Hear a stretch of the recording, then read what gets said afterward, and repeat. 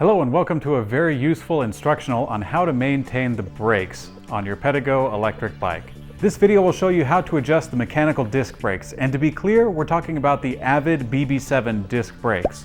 If by chance you happen to be using a drum brake on the older cruisers or a hydraulic disc brake such as on the Ridge Rider, then this video won't be very helpful at all.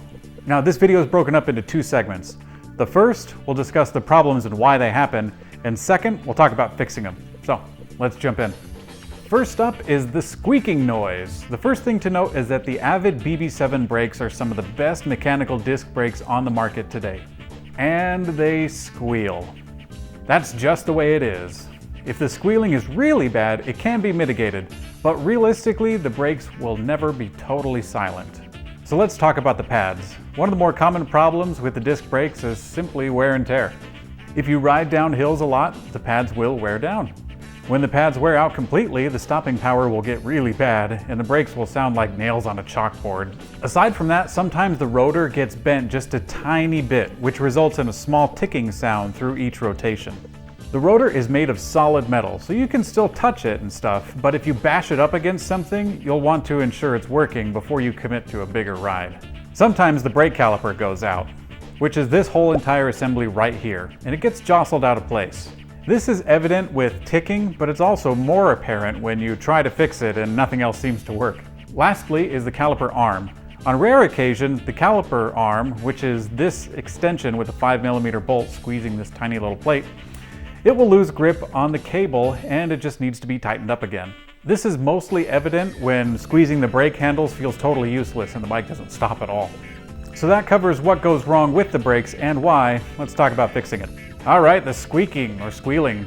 If you take a clean Scotch-Brite pad, or sandpaper if you really have to, and scrape the face of the rotor, this will actually give the surface a layer of depth without compromising the stopping power.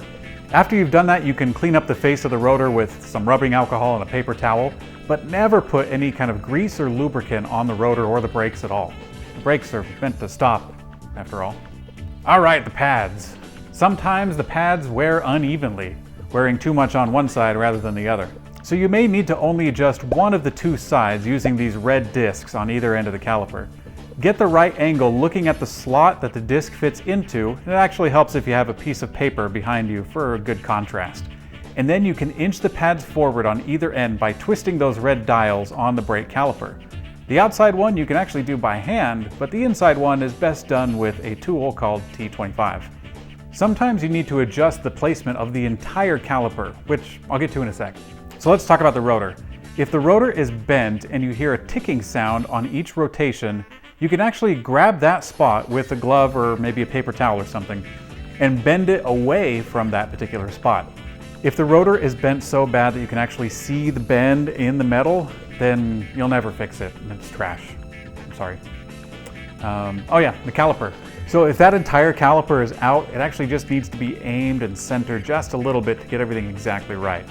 These two little 5mm bolts hold the caliper into its base with this system of convex and concave washers to provide some flexibility.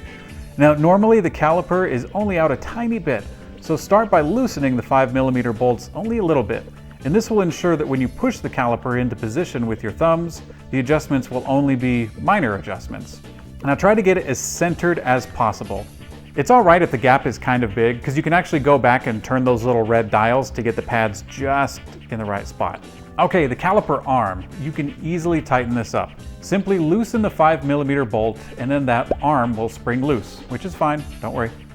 Use your hands to pull the arm as far up the cable towards the front of the bike as you can, and then allow a little bit of space by sliding back the other way just a tiny bit, and then tighten up that 5mm bolt all the way.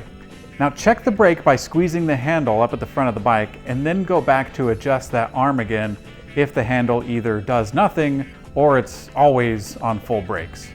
You'll have to do this a little bit of back and forth to get it just right, and a tiny amount of difference in that arm makes a big difference in how it performs. So don't be frustrated if it takes a while. You want to get it exactly right. Okay, now you know how to maintain the brakes. You can check out the links below for further assistance or shoot us an email using support@bluemonkeybicycles.com and we'd be happy to help.